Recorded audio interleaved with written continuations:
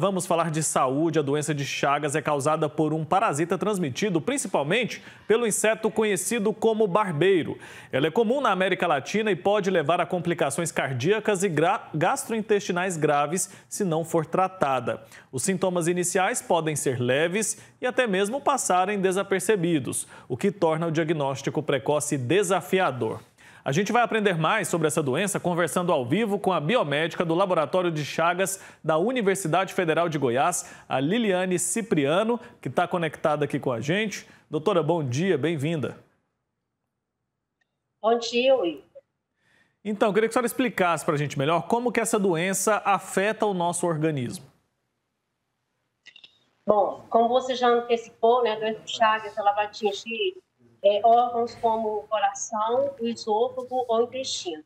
Ou seja, aquela pessoa que conviveu em áreas rurais, teve contato com o barbeiro, se alimentou de alimentos contaminados com as fezes do barbeiro contendo o Trypanosoma cruzi, a mamãe que tem doença de Chagas, que ela pode transmitir para o bebê, né? Então, tudo isso são alertas, né, para as pessoas fazerem a testagem para a doença de Chagas. Doutora, o barbeiro é esse inseto que a gente colocou na tela agora, né? Que parece uma barata, uma espécie de barata ali. O aspecto dele é semelhante. Esses insetos, eles vivem onde? Esses insetos, eles vivem principalmente em galinheiros, chiqueiros, estábulos, ninhos de pássaros, né? Então, assim, a doença foi muito impactada pela questão da época, muitos anos atrás, das construções de casas de pau a pique, onde o barbeiro ele encontrou locais ideais, né, para se ambientar e também se reproduzir. E quais são as outras formas de contaminação? Ou é só pelo inseto? A mais conhecida realmente é a do barbeiro, né? A transmissão vetorial. Quando se fala em doença de Chagas, as pessoas automaticamente lembram do barbeiro. Mas há outras formas de transmissão, como a transmissão vertical, que é da mamãe para o bebê durante a gestação, alimentos contaminados com as fezes do barbeiro, contendo o Trypanosoma cruzi, que é o protozoário causador da doença de Chagas. Também podemos ter a transmissão por transplantes de órgãos, transfusões sanguíneas e em menor quantidade em acidentes dentro de laboratórios. Entendi. E é uma doença que pode ser silenciosa, como a gente já mencionou. Isso atrapalha o diagnóstico precoce? Qual a importância desse diagnóstico acontecer cedo? Sim, é importante enfatizar que a doença de Chagas ela tem duas fases. Uma fase inicial, que é a fase aguda, onde pode haver ou não manifestação de algum sintoma. Se aparecer algum sintoma, geralmente é febre persistente, acima de 7 dias, dores de cabeça, inchaço, dores nas pernas, né? Mas numa fase mais crônica, mais longa, mais antiga, a pessoa pode também ou não ter os sintomas. 70% das pessoas não tem nenhuma sintomatologia e os outros 30% vão desenvolver alterações a nível de coração, esôfago ou intestino. Quando atinge o coração, a pessoa sente falta de ar, ela sente palpitações, ou seja, o coração bate mais rapidamente. Quando atinge o esôfago, a pessoa tem principalmente dificuldade de engolir alimentos secos ou frios, e quando atinge o intestino, ela sente, o intestino fica preso. E lembrando, Will, também que a gente pode haver a associação dessas formas, a forma cardiodigestiva que a gente fala. A pessoa pode ter alterações tanto a nível de coração, quanto ter associado, né, o coração às formas digestivas. Pode atingir mais de um órgão. Entendi, doutora. E quais são além dos sintomas ali mais comuns da doença, como que ela pode progredir se não for tratada adequadamente?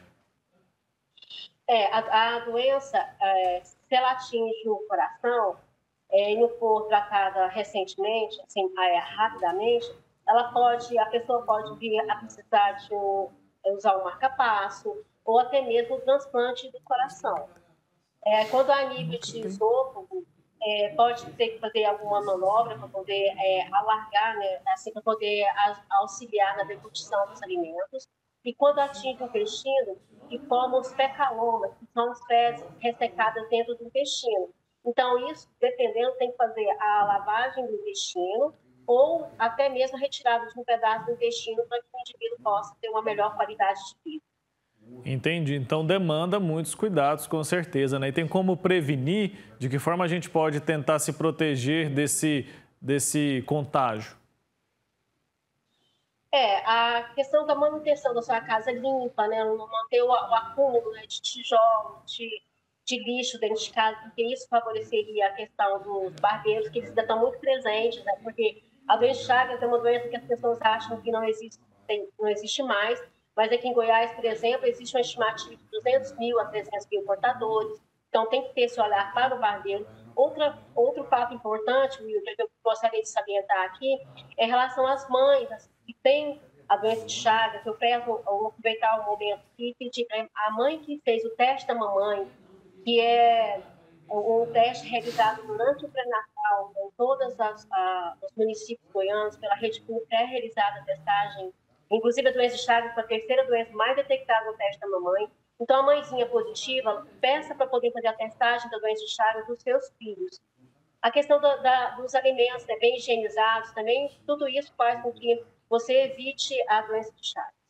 Perfeito. E o bebê, portanto, pode já nascer contaminado ou ser contaminado na hora do parto, doutora? Como que acontece o tratamento nesse caso, quando a gente fala especificamente dos recém-nascidos? Pode. A doença de Chagas ela pode ser transmitida da mamãe para o bebê durante a gestação ou no momento do parto. Então, por isso que é importante a testagem dos recém-nascidos. Nós temos o laboratório central do estado, nós temos aqui também o laboratório de doença de Chagas do Hospital das Clínicas, que a gente faz a testagem, então, nesses bebês, e caso seja encontrado Trypanosoma cruzi no sangue do bebê, é realizado o tratamento e a chance de cura para menores de 1 ano de idade chega a 100%. Então, por isso a importância de fazer a testagem das crianças. Era sobre isso que eu queria falar agora. Então, é uma doença curável. A pessoa pode se livrar dessa contaminação. A doença de Chagas, na sua fase inicial, que é a fase aguda, as chances de cura são muito maiores do que na fase crônica. Porque dependendo, se na fase crônica o indivíduo já tiver um comprometimento grave do órgão atingido, vai ficando mais complicado as chances de cura. Uhum. E é uma doença, a senhora falou aí um número de 200 mil pessoas estimativa, né, para o estado aqui de Goiás, mas a gente fala muito pouco sobre essa doença. Qual que é a importância da gente conscientizar mais? Porque eu, pelo menos, no meu dia a dia, não costumo me deparar no noticiário com informações a respeito dessa doença. Justamente tem oportunidades como aqui nesse programa, né, que a gente está falando dessa doença, que é tão presente no nosso meio. É uma doença que é determinada socialmente, ou seja, fatores socioeconômicos impactam na doença. Só que é isso, às vezes até a classe médica, profissionais de saúde não sabem desse número alarmante, né, de pessoas com doença de Chagas. Quando a gente faz um mapeamento do estado de Goiás, praticamente em todos os municípios goianos há um morador portador da doença de Chagas. E outro lado também, né, Wilson? Goiás, Minas Gerais e Distrito Federal são os locais onde mais morrem pessoas por doença de Chagas. Então, isso é um dado muito preocupante e que a gente tem feito parcerias com o Ministério da Saúde. Inclusive, vai ser desenvolvido um projeto piloto em Itumbiara, onde a gente vai aplicar uma ficha de investigação de óbito para saber por que em Goiás morrem tantas pessoas por doença de Chagas. Perfeito. E aqui a gente tem na rede pública, através também de parcerias, obviamente, condições de tratar com muita qualidade, né, as pessoas que têm esse problema. Sim. Inclusive, aqui no Hospital das Clínicas, né, é um hospital de referência para o tratamento da doença de Chagas, mas lembrando que, como eu já falei, como 70% dos pacientes eles estão na forma indeterminada da doença, ou seja, não tem nenhuma sintomatologia, ele pode e deve ser atendido no seu município. Para cá, só deverão ser encaminhadas as pessoas que já estão na fase mais avançada da doença, porque é um hospital de atenção mais especializada. Perfeito, doutora Liliane, muito obrigado pelo seu tempo aqui com a gente, pelos esclarecimentos, pelas informações. Acho que a informação é uma ferramenta importantíssima para combater os casos graves e também as infecções, né, de uma doença como a doença de Chagas. Até uma próxima oportunidade, viu? Foi ótimo.